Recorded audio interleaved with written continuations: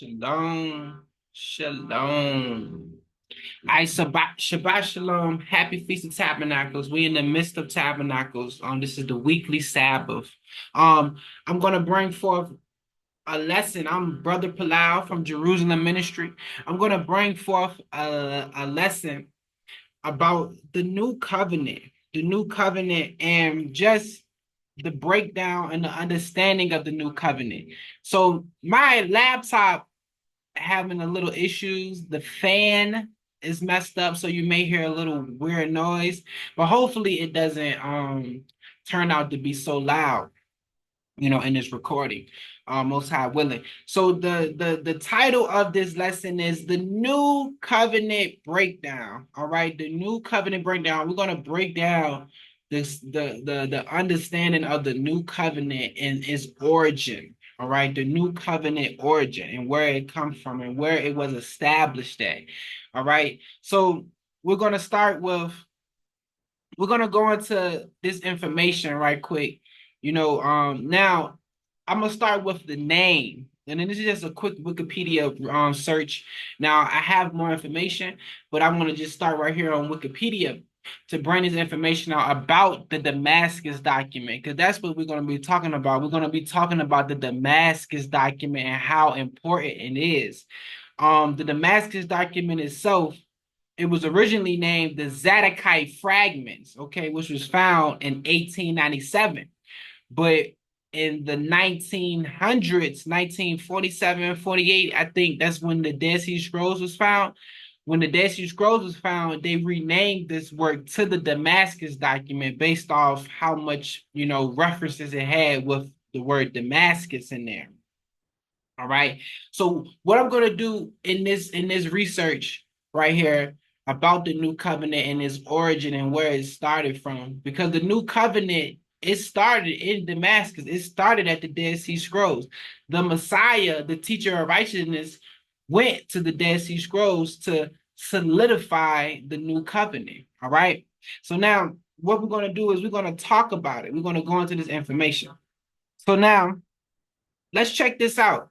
So we in Wikipedia about the Damascus document, and it says this is dealing with the name. The fragment found in Cairo in 1897 was originally called the Zadokite fragment. But after the work was found at Qumran, the name was changed because the document had numerous references to Damascus. All right.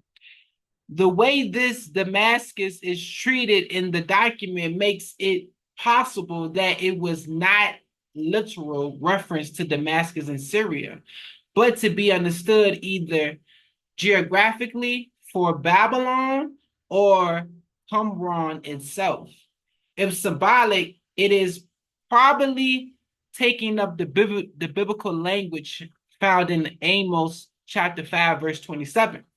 Therefore, I shall take you into exile beyond Damascus. Damascus was part of Israel under King David.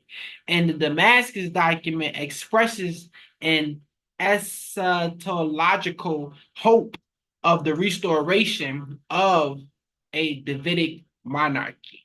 All right. So now that's where this is come from. So the Damascus document is named the Damascus document because of the language that's within the Damascus document. So now, but let's check out Amos chapter 5, verse 26 through 27. All right, now verse 26, Amos chapter 5, verse 26. But ye have borne the tabernacle of your Moloch and Chion, your images, the star of your God, which ye made to yourselves. Therefore, I will cause you to go into captivity beyond Damascus, saith the Lord, whose name is the God of hosts. All right, so what we're going to see is that even in the Dead Sea Scrolls, they reference this, Amos chapter 5, verse 26 to 27, letting you know that that place that they was at the Qumran caves, it was the nickname for it was Damascus. Why was it called Damascus?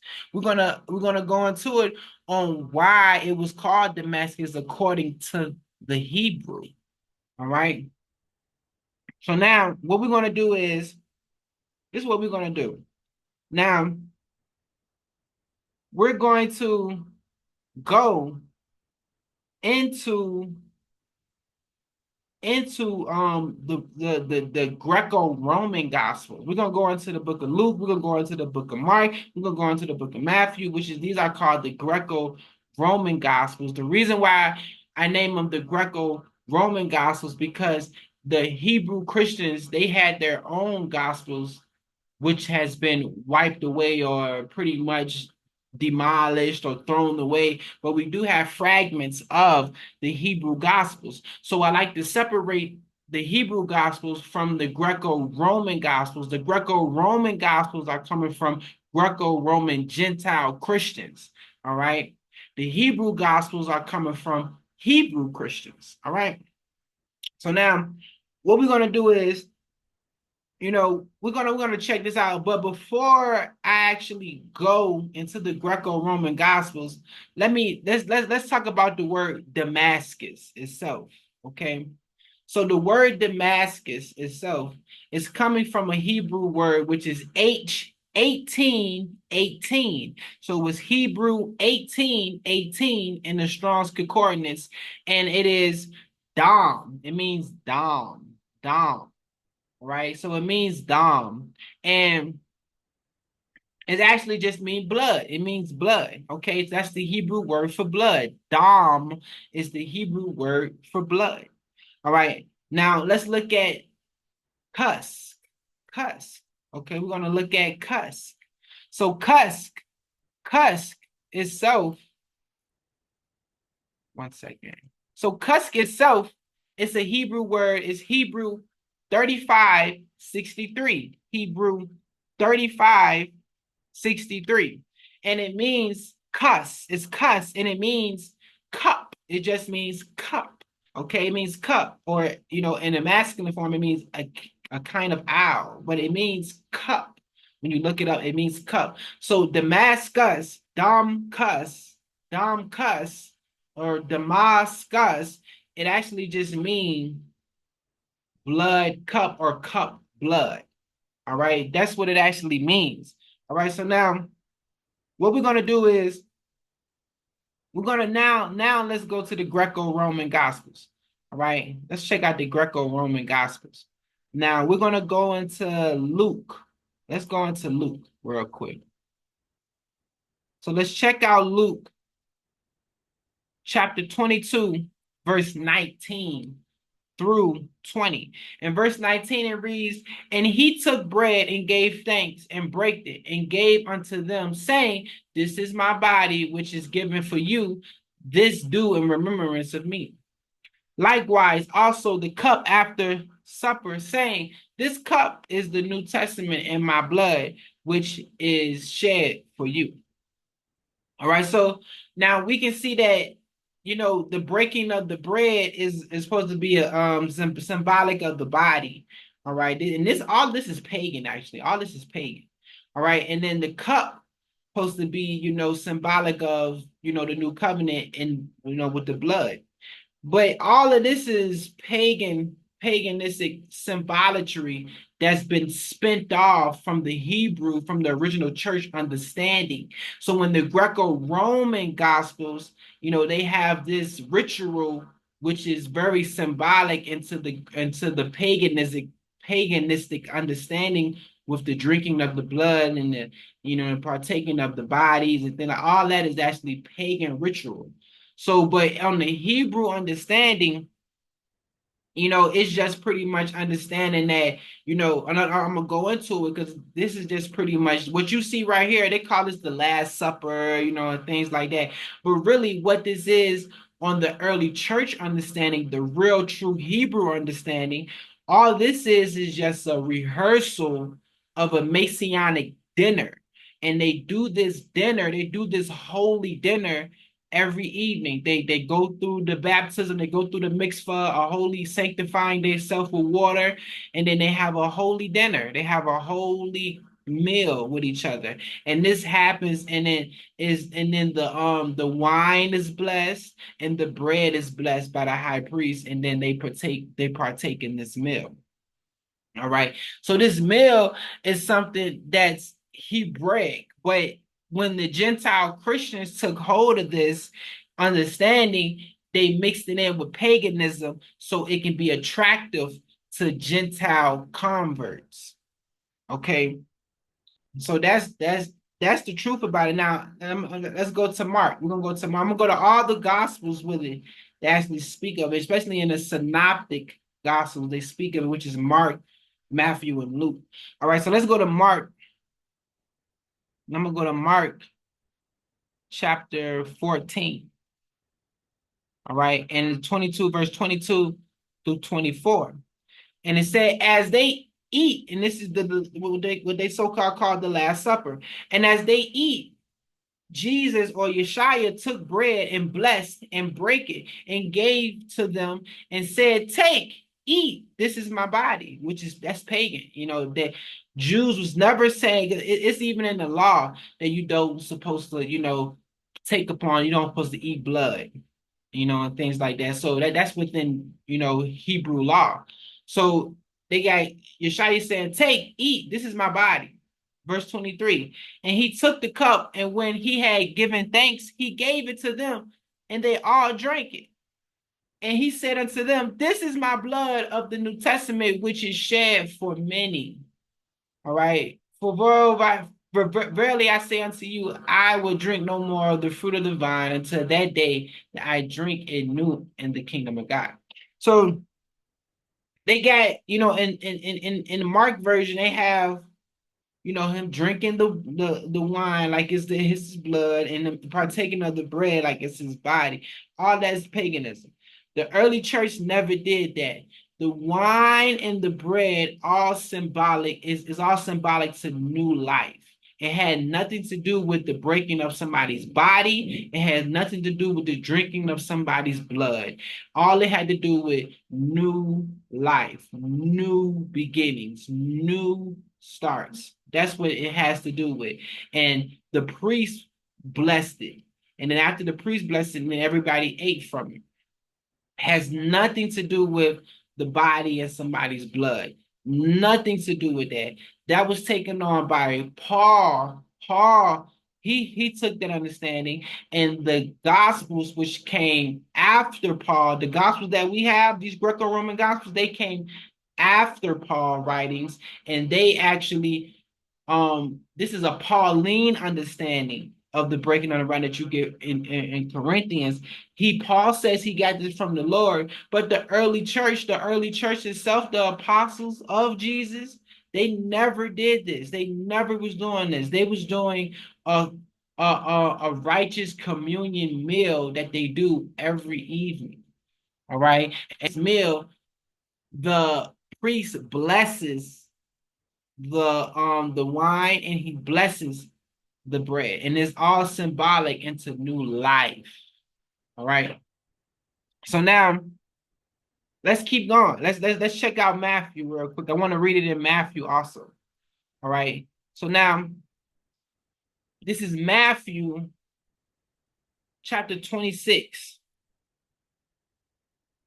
And I'm gonna read verse 26 through 28. And it reads, this is dealing with the Last Supper. As they were eating, Jesus or Yeshua took the bread and blessed it and break it and gave it to the disciples and said, take, eat, this is my body. And he took the cup and gave thanks and gave it to them, saying, drink ye all of it, for this is my blood of the New Testament, which is shed for many for the remission of sins. All right. So what Paul and these Greco-Roman Christians, what they did was they took the understanding of Damascus, which actually mean blood and cup.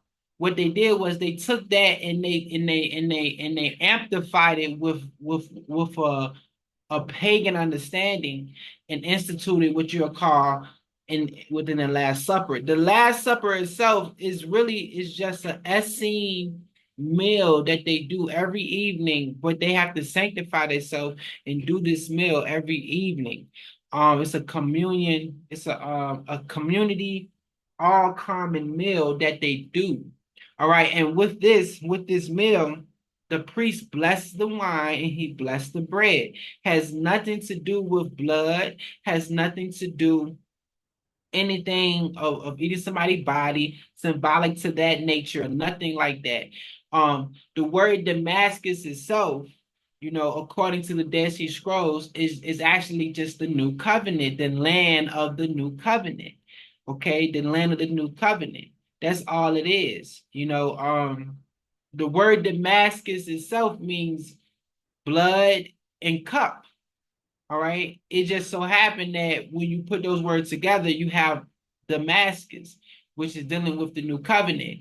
But the Jews never ever, did anything symbolic to drinking somebody's blood or eating somebody's body.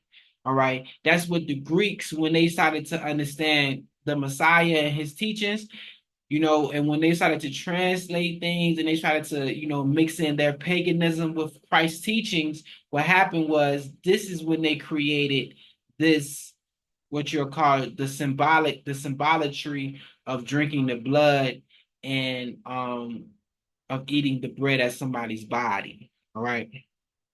Now, because the word Damascus itself is really just mean new covenant. It just means new covenant.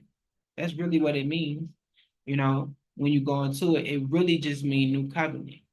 And then in the Greco-Roman Gospels is showing you that the blood, which was the drink, and the bread, which was the body, all of that is equal to the new covenant, to the New Testament.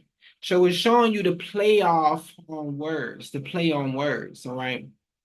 So now let's go to the Dead Sea Scrolls. We're gonna check this out. Let's check out the Dead Sea Scrolls.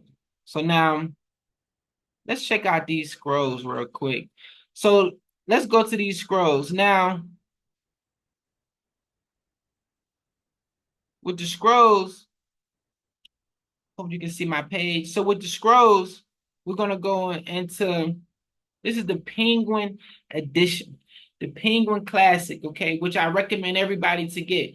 This is written by Giza Vermes. This is the standard translation, all right? And you get this right here, and with this you get a wonderful understanding of the Dead Sea Scrolls. All right. So 1 second. Let's give it 1 second so you got to catch up. It has to catch up. But yeah, so we're gonna go into the Dead Sea Scrolls about the Damascus, about this new covenant. Okay. So we're gonna check this out. So I want to go to page 136. All right, we're gonna start on page 136.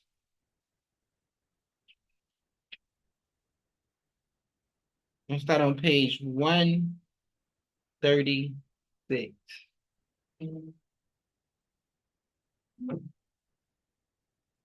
1 second.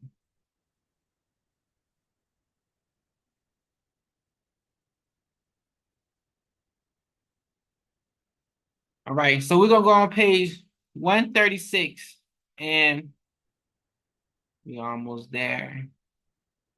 And let's start. We're gonna start on page 136. I'm gonna read right here. And it reads, none of the men who entered the new covenant in the land of Damascus and who again betrayed at the depart from the fountain of living waters shall be reckoned with the council of the people or inscribed in this book from the day of the gathering of the teacher of the community until the coming of the Messiah out of Aaron and Israel. Okay, so this group is expecting a two Messiah coming. It's expecting a Messiah out of Aaron and a Messiah out of Israel.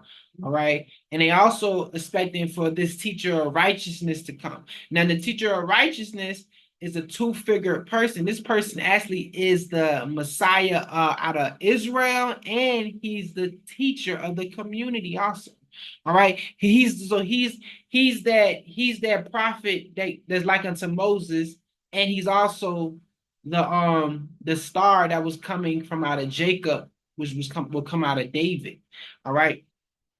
So this is what the teacher of righteousness is. But this community, they when you entered into the new covenant, which is in the land of Damascus, when you enter into this new covenant, which is in the land of Damascus itself just mean new covenant. That's all really. So when you enter into this new covenant, which is in the land of Damascus, where they called the headquarters of the Dead Sea Scrolls community, which was at the Qumran cave, that landmass was called Damascus. It was called the new covenant, that landmass. All right.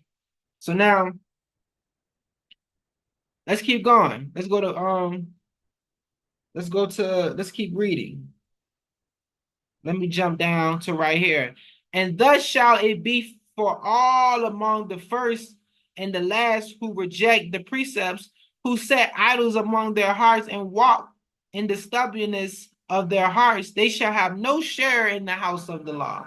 They shall be judged in the same manner as their companions were judged who deserted to the scoffer. For they have spoken wrongly against the precepts of righteousness and have despised the covenant and the pact, the new covenant which they made in the land of Damascus. So this new covenant was created in the land of Damascus. And the teacher of righteousness, he came to that community to solidify this new covenant that was established in the land of Damascus. All right. So now let's keep going. Now let's go to page 134. Let's check out this. Let's check out page 134. 1 second. So let's go to page 134.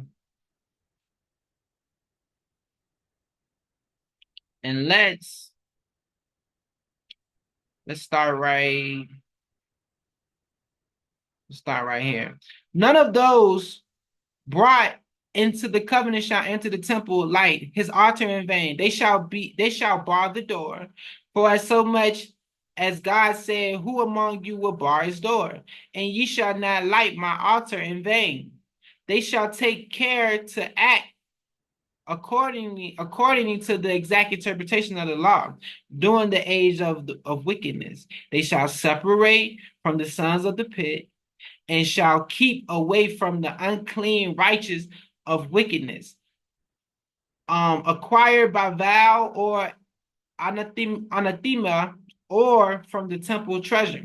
They shall not rob the poor of his people, to make of widows their prey and of fatherless their victim. They shall distinguish between clean and unclean, and they shall proclaim the difference between holy and profane. They shall keep the Sabbath day according to its exact interpretations, and the feast, and the day of fasting, according to the finding of the members of the new covenant in the land of Damascus. All right.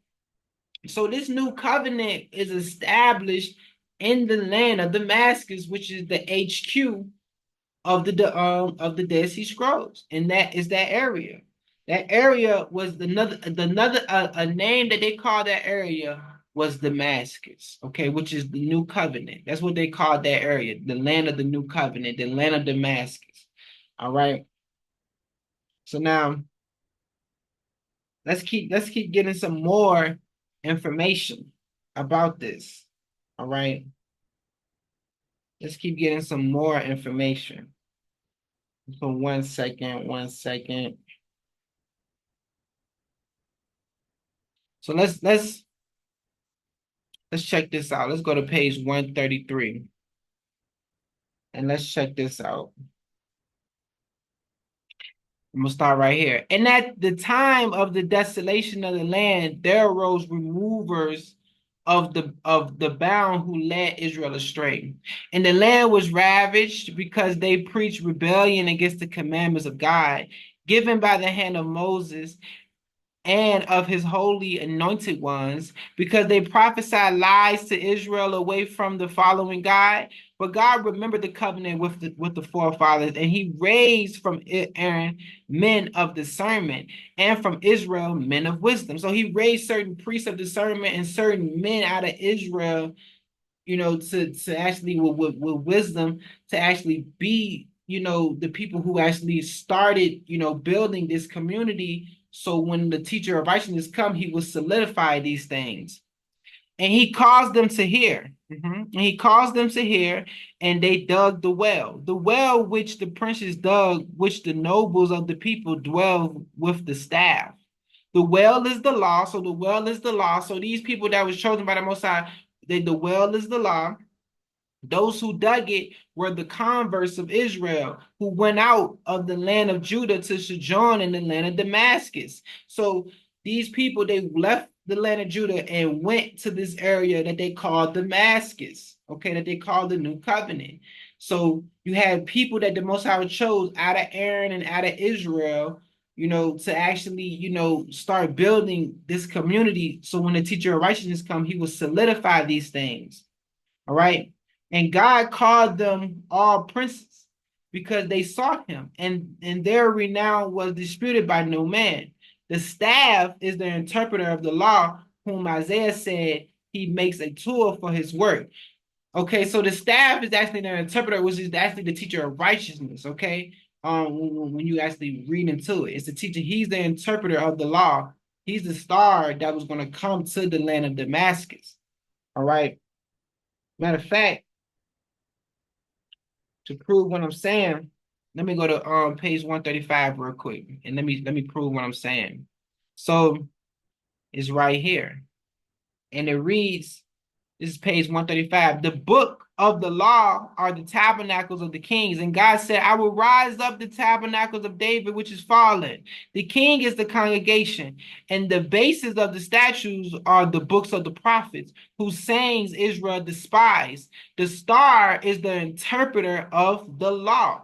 So that star, that same staff that you see is also the star. Okay. So that staff that you see is the interpreter of the law, and it's the star also that's the interpreter of the law, who shall come to Damascus, as it is written, a star shall come forth out of Jacob, and a scepter shall rise out of Israel. That scepter is the prince of the whole congregation, and when he comes, he shall smite all the children of Seth.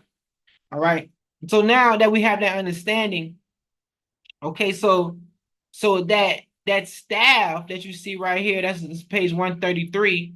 That staff is the interpreter of the law, okay, who will come there to Damascus, all right, which is that star that will come there. So you have the men who were chosen to set this law, to set the foundation. Then you have the staff or the star, which came there to actually be the interpreter of the law, which is the teacher of righteousness that would come there to the land of Damascus, that would come there to the land of the new covenant. All right. So now we have that established. Now let me go to page 132. Let's go to page, go up real second, real quick. So let's go, and then it's dealing with the first men that we talked about. So now they were the first men of holiness whom God forgave. Matter of fact, let me start right here. Now, matter of fact, let me do this. Let me start right here. But with the remnant which held fast to the commandments of God, he made his covenant with Israel forever, revealing to them the hidden things in which all Israel have gone astray. He unfolded before them his holy Sabbaths, his glorious feasts. So this is so the community, the church, they will start understanding it. This is what they will understand. All right, they want to understanding the true meaning of the Sabbaths, and what day the Sabbaths fall on, which is the seventh day of the week, and his glorious feast. They understand the right interpretations, the right days of the feast, the testimonies of his righteousness and the ways of his truth, and the desire of his will, which a man must do in order to live. And they dug a well which is in water. So that we read those people who dug that well, which the people who were building that foundation of the law. And he who spies this shall not live. Yet they wallowed in sin of man and in the ways of uncleanness. And they said, this is our way. But God, in his wonderful mysteries, forgave their sin and pardoned their wickedness, and he built them a sure house in Israel, whose like has never existed from former times to now. Those who held fast to it are destined to live forever, and the glory of Adam shall be theirs. So they would live through the resurrection, as God ordained for them by the hand of the prophet Ezekiel, saying, "The priests and the Levites and the sons of Zadok, who kept the charge of my sanctuary, when the children of Israel strayed from me, they shall offer me fat and blood." All right. Now, this community don't do sacrifices of don't do the Holocaust of blood and fat.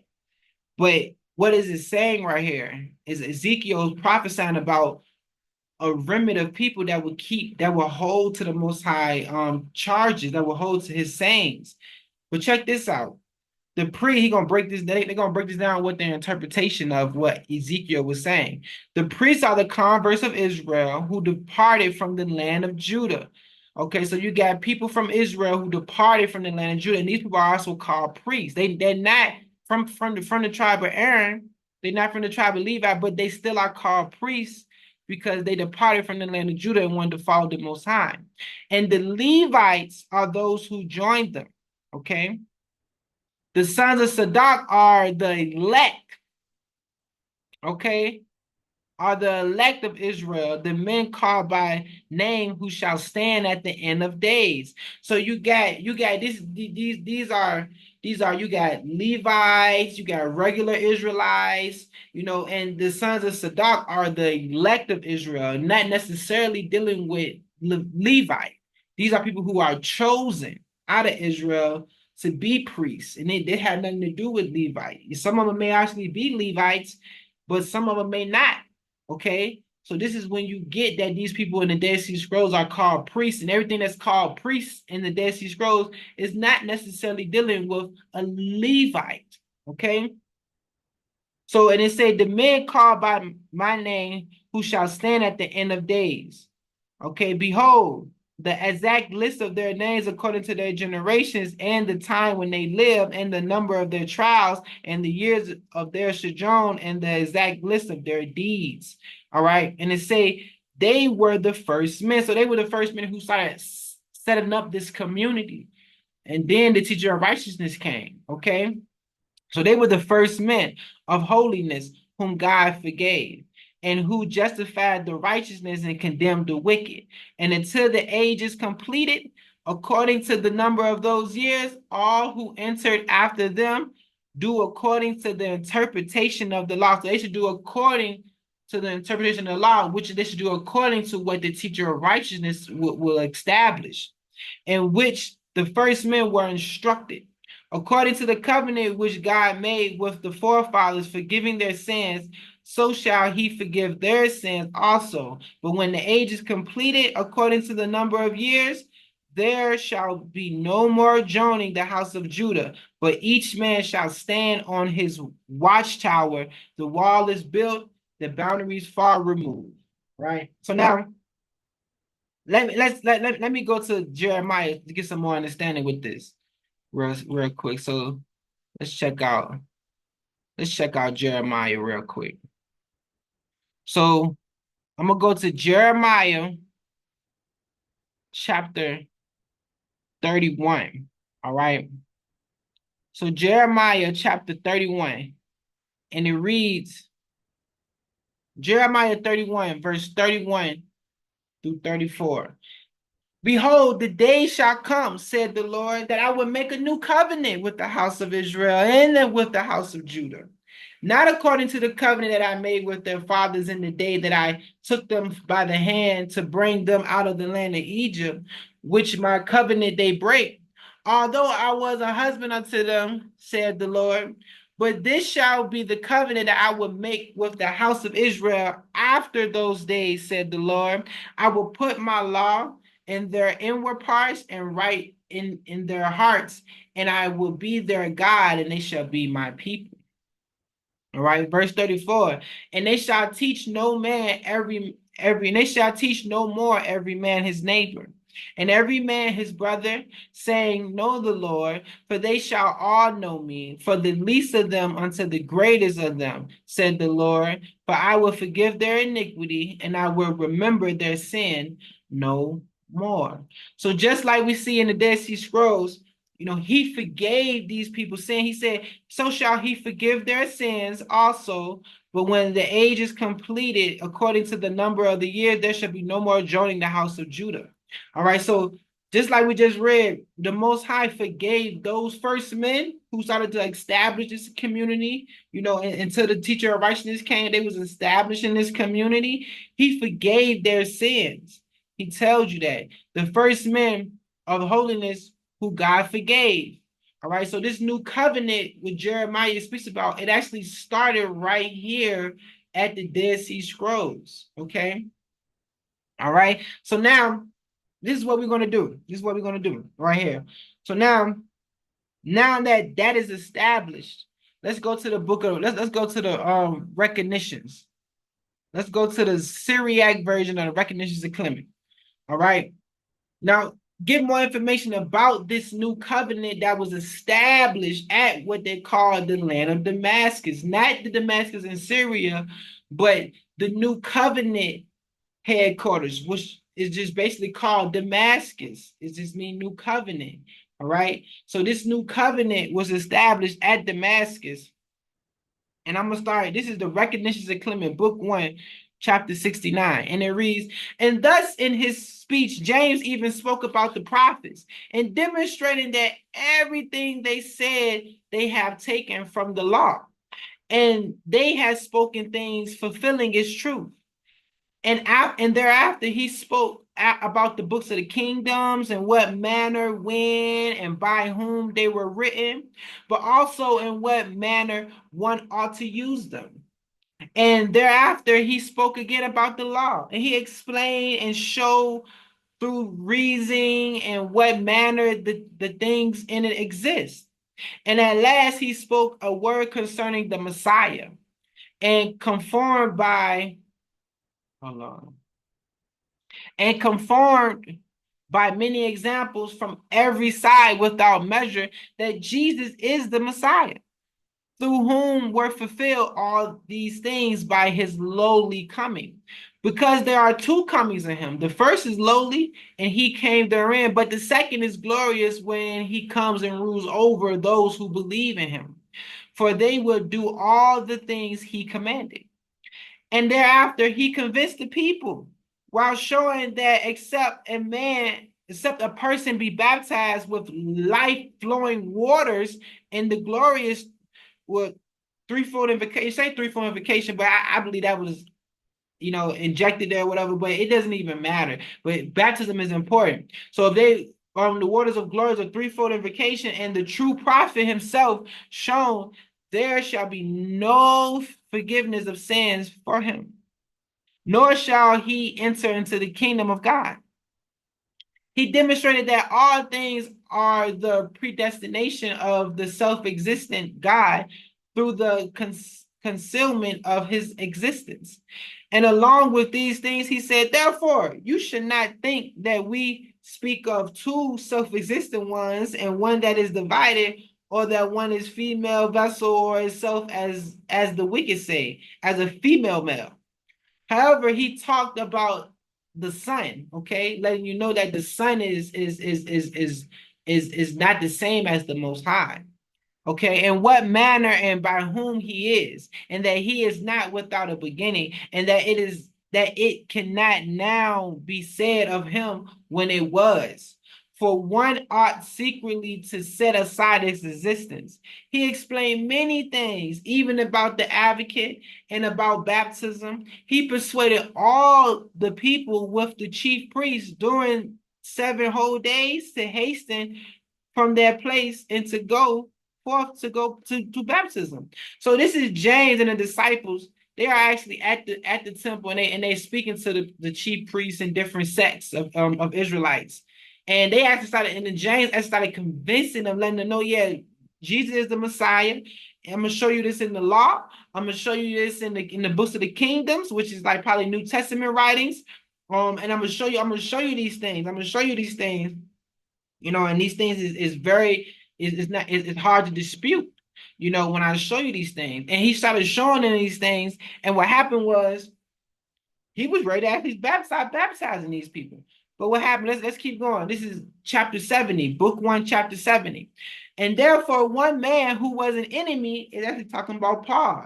And yeah, we can show you this, but it's actually talking about Paul, along with a few other men, went up into the temple next to the altar while shouting and saying, "What are you doing, oh men, sons of Israel? How quickly have you been caught up with poor men, with Ebionite men who have gone astray after sorcerers?"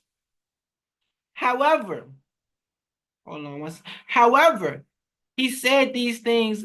He said these things, but hearing the contrary of them and being overcome by James the bishop, he started to excite a great riot. So this enemy started to excite a great riot so that things were spoken with calmness would be neither proven nor understood and trusted. Wherefore he let loose shouting against the foolishness and the infamousy of the priests, revealing them and saying, "Why are you hesitating? For what reason? Do you not immediately seize all those with him?" He's saying, "Get those men, get these." He's talking about, he's telling the church, he's telling people to seize these members of the church, seize these members.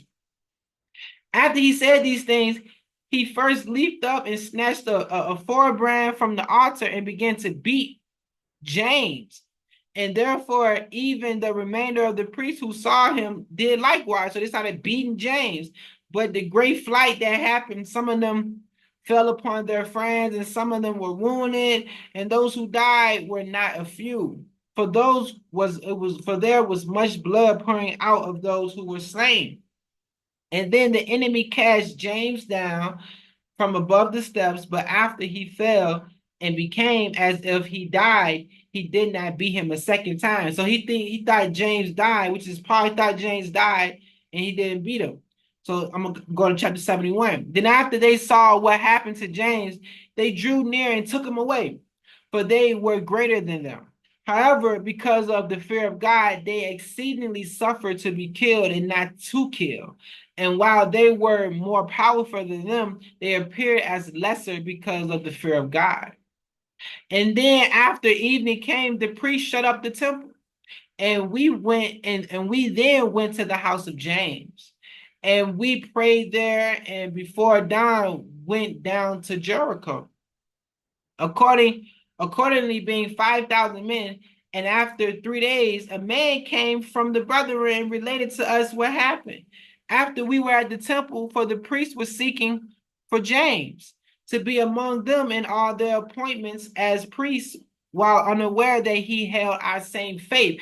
People, they wanted James to be a part of the Sanhedrin because of how much things that he knew and he taught, but they wasn't aware that this man was a part of the church at first. So he told us therefore how that man, the enemy, talking about Paul, in the presence of the priest, declared to Cephas, the chief priest, that he would slaughter all the believers in Jesus. He went out to go to Damascus while bearing letters from them, so that after going there, the unbelievers will help him slaughter the believers. He therefore intended first to go there because he supposed that Peter went there. So he wanted to go out to Damascus. Now it's talking about this Damascus is actually talking about the new covenant, the what the Dead Sea Scrolls are at. All right. So Paul was going to go down there to Damascus because he figured out that's where Peter was at. And that's where Peter and James was at. So and it say, however, after 30 days, he came across us at Jericho. So he passed them at Jericho because we there buried two of our brethren during the night in that place, and of their own accord, their graves are every year whitened at once. So they go there once a year to, give respect to those fellow, brothers that they lost. Extinguishing the wrath of many, for they knew that they were sons of our faith and worthy of a godly memorial. So they'll go there once a year to clean up their graveyard and things like that. But what happened was that when they went to Jericho to do that stop, Paul passed them. He passed them. He kept going to Damascus and he missed them. All right. Now, after that, they go now, this doesn't go into Paul, conversion. This goes into the rest of what the church was doing, going to different places and setting things up in different areas outside of Jerusalem. All right. But going here to let you know that Paul, he was chasing the church to Damascus. He was going to Damascus, not to Syria, Damascus, but he was actually going to Damascus that was around from Jericho, which is actually the Dead Sea Scrolls. Where Jericho is at in the Dead Sea Scrolls is at the southern part of Judea, and they're not too far from each other. All right, so he was going to the Dead Sea Scrolls area to get those believers. All right. Now, I know that was a lot of information, but take heed to that. Now, let's keep going. Let's keep going. We almost finished with this. So, just to prove what I'm saying about that being Paul, let's go to the book of Acts. Go to the book of Acts. And I'm going to read chapter 8, verse 1 through 3. And Saul was, let me bring it bigger. And Saul was consenting unto his death. And at the time, there was a great persecution against the church, which was at Jerusalem. And they were all scattered abroad throughout the regions of Judea and Samaria, except the apostles. All right. Verse 2.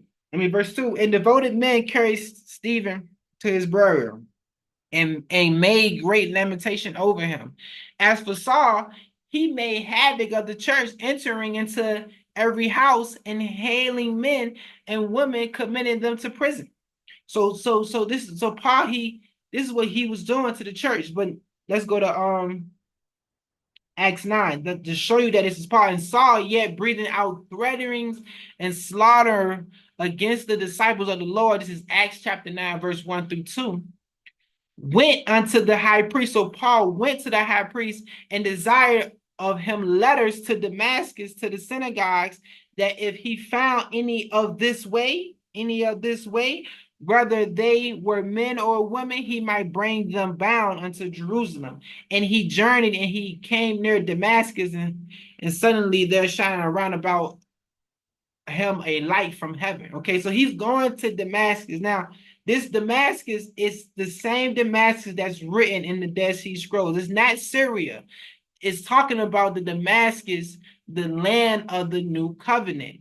Now, in these Greco-Roman Gospels and Acts, they trying to hide that fact. They trying to make it seem like, oh, he gone to Damascus to some synagogues. No, he's going to the land of the new covenant. He's going to the Dead Sea Scrolls area. He's going over there. All right. That's the only Damascus that's speaking about when it comes to this group. Okay. And we see that within the Dead Sea Scrolls, that group called the place that they were at, the new covenant, they called that place the land of Damascus. All right. Them scrolls was found in the desert of Judea by the Dead Sea. They called that area the land of Damascus. These scrolls wasn't found in Damascus of Syria. No. All right. So now let's keep going. So we're going back to the Dead Sea Scrolls. Now let's check out page 161.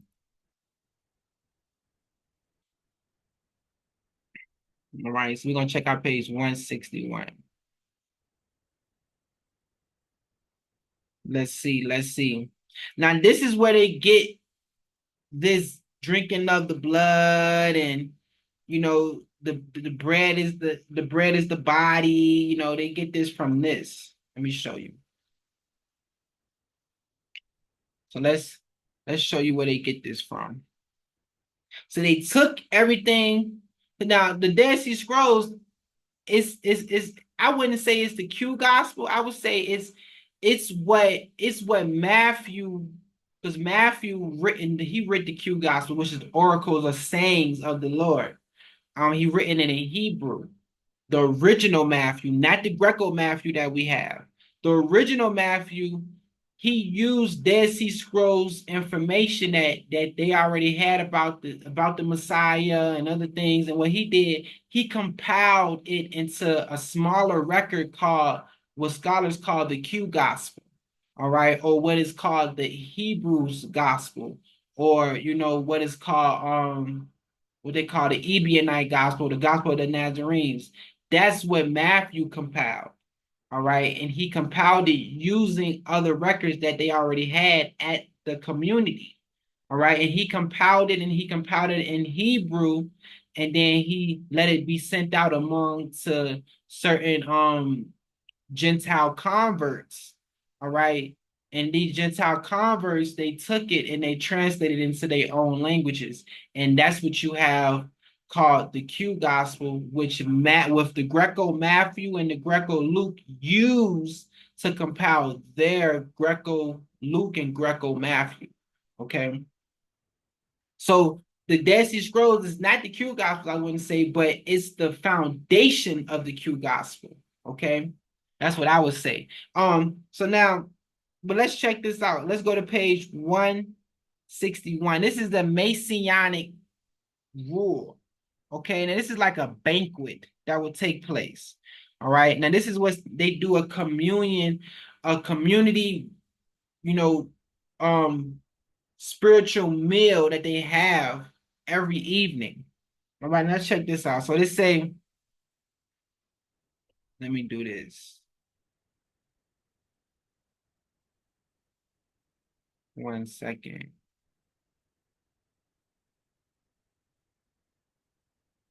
So let me read this right here in the it's like a Messianic banquet. All right. And let me see. Let me start right here. So I'm gonna start right here at the end. Now, when God and this there should be an assembly of men renowned called to the meeting of the council to the community. This is a meeting that they would do a banquet that they would do before they go out to war. All right, and this is something that they did every evening, or as a rehearsal. And this is a spiritual. They have to they had to go through baptism. They go through the mikvah. Then they celebrate this evening meal, this common meal. Now, this is what it says. It say, when God engenders the priest, Messiah, he shall come with at the head of the whole congregation of Israel with all his brethren, the sons of Aaron the priest, those called to the assembly, the men of renown.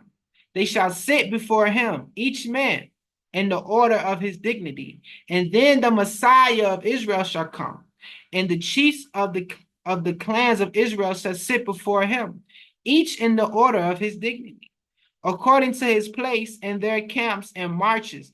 And before them shall sit all the heads of family of the congregation and the wise men of the holy congregation, and each in the order of his dignity. And when they shall gather for the common table to eat, so this common meal, holy meal that they would eat, to eat and to drink new wine, when the common table shall be set for eating and the new wine poured for drinking, let no man extend his hand over the first fruit of bread and wine before the priest. So the priest will bless this meal first. Okay, this is the new wine, and this is the first fruits of the bread, and all of this is symbolic to new life. All right. For it is he who shall bless the first fruit of the bread and wine. So the priest will bless the first fruit of the bread and wine first, and shall be the first to extend his hand over the bread. Thereafter, the Messiah of Israel shall extend his hand over the bread, and all the congregation of the community shall utter a blessing, each man in the order of his dignity. It is according to this statute that they shall proceed at every meal at which at least 10 men are gathered together. So this is the statute, this is a law that they do at every meal. And this is a rehearsal of this Messianic banquet that would take place before they actually go to war. All right. Now, this is something that they do. as a memorial. This is not nothing to do with drinking of the blood and eating of the bread in somebody's body. Nothing like that. This is where this comes from. This is the origin of it. The Greco-Roman Christians, they took it and mixed it in with paganism. All right, with the drink, with the eating of somebody's body and the drinking of blood, all that is paganism. That has nothing to do with what we're reading right here when it comes to this Messianic group. All right. All right, so now more information on that. Let me go to page 119. All right, 119. And we almost finished, y'all. We almost finished. We almost done.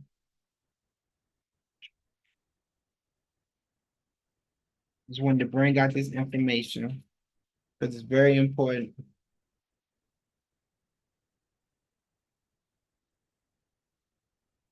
Let's see.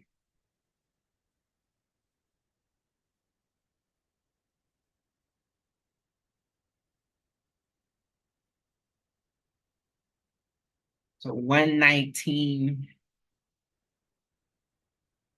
119. Then let me go to.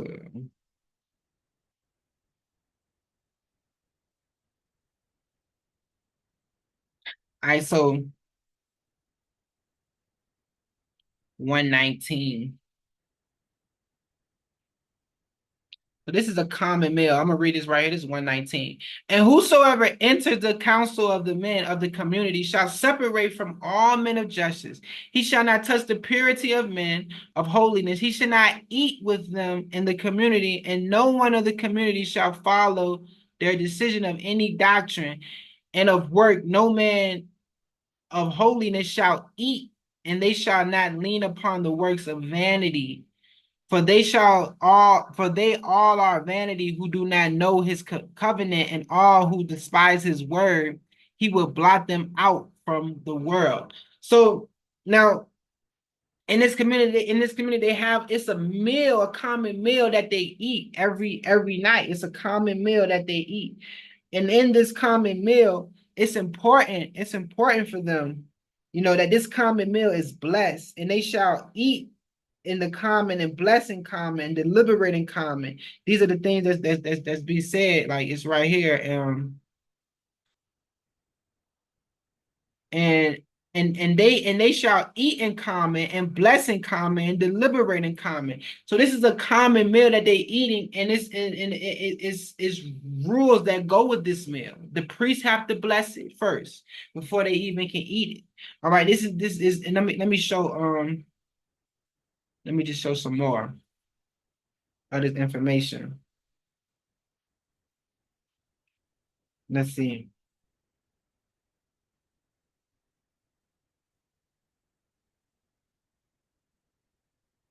So let me see what page this is. So let me go to 105. And we in the community. This is the community rules. This is the community rules. Let me go to 105. This information. All right, so page 105, I'm gonna read that towards the end. It say, where there are 10 men of the council of the community, there shall not lack a priest among them. They shall all sit before him according to their rank, and shall be asked their counsel in all things in that order.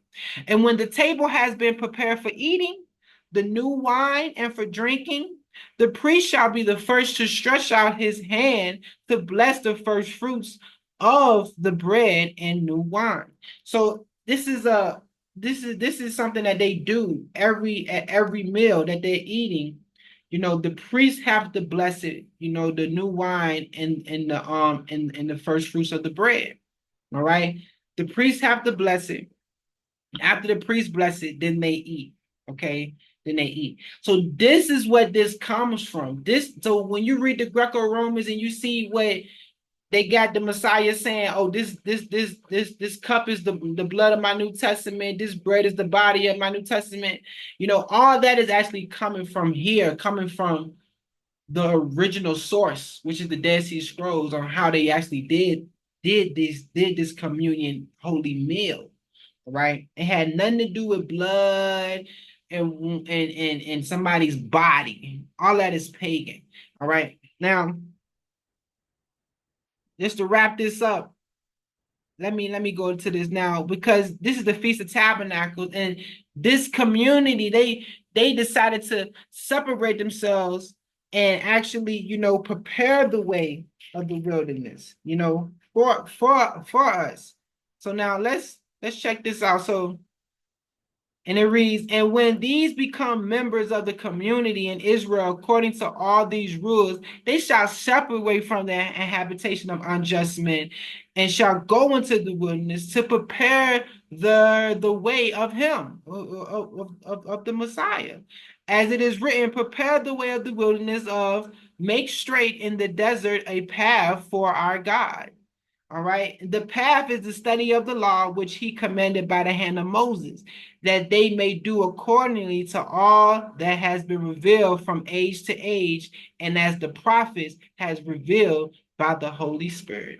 So this is the church. So the church, they was preparing the way for the Lord. They was preparing the way. And then after the teacher of righteousness came, they still was preparing the way for everybody else, because everything has been solidified when the teacher of righteousness came. All right. So this is the church, y'all. This is the church. All right. And the new covenant is started here at what they call the land of Damascus. Okay. All right. So now let me wrap this up. Let me go to one more out here, just talking about preparing the way. So let's see. Let's go right here. So now it's saying, one second. I'm gonna start right here. He shall conceal the teaching of the law from the men of injustice, but shall impart true knowledge and righteous judgment to those who have chosen the way. The way, like we read in the book of Acts, they said, "Go and get those of Damascus who's following the way." So those who are chosen the way, and that word "way" is capitalized in here. That this is the church, and he shall guide them in all knowledge according to the spirit of each, and according to the rule of age, and shall thus instruct them in the mysteries of the marvelous truth, so that in the midst of the men of the community, they may walk perfectly together in all that has been revealed to them. This is the time of the preparation of the way in the wilderness. And he shall teach them to do all that is required at the time, and to separate from all those who have not turned aside from all injustice. So originally, John the Baptist was one of the leaders who was actually helped establishing, this community, until the teacher of righteousness came. So he's one of the he not only was he the leader of this community, but he was actually a high priest of this community. You know what I'm saying? Actually, the Levitical priest of this community. All right, the Levitical Messianic priest of this community. All right, and that's a whole other lesson I will go into and discuss about, and go into detail about John the Baptist and the history of John the Baptist from what we do have. All right, so now the last thing I wanted to go into is on page 520. It's going to the commentary of the early church, and what was their commentary. All right, so let's go into that, and then that's a wrap. So the new covenant started in the land of Damascus. It started at the Dead Sea Scrolls, okay? And that's facts. That's facts. It's all in the scrolls, but most people don't want to study the scrolls. And to be honest, the scrolls is a scholarly study, so, but it's okay if we don't understand it, learn to understand it. And once you learn to understand it, then the things will start opening up to you. And we have to all be humble to start understanding the Dead Sea Scrolls. I have to be humble. I had to be humble. I had to learn. I had to take classes and learn, and understand the scrolls and how to study the scrolls, And we all should be humble and be able to understand and start studying the scrolls and be willing to let somebody teach you so you can understand the scrolls so you can be able to teach others. All right. So now, well, let's check this out. Page 520. And this is biblical interpretation. This is commentary from the early church. This is commentary exactly from the early church. All right. So we're gonna go to the commentary that they have about the book of Psalms. Okay, and I think it's Psalms 37. Let's see.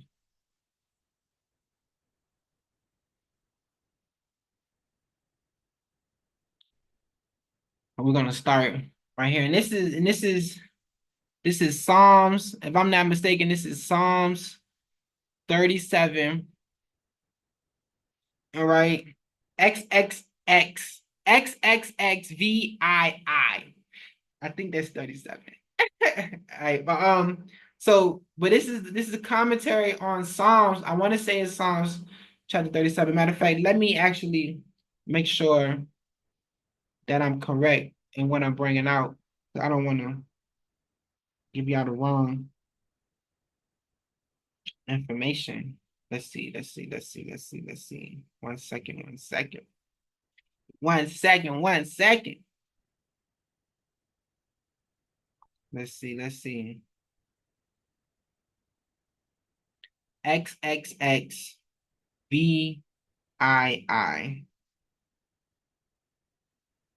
I'm bad with Roman numbers. Yeah, it's Psalms chapter 37. Psalms chapter 37. And we're gonna let's start at let me start. Let's see. Make sure I start at the right section. So let's start. Oh yeah.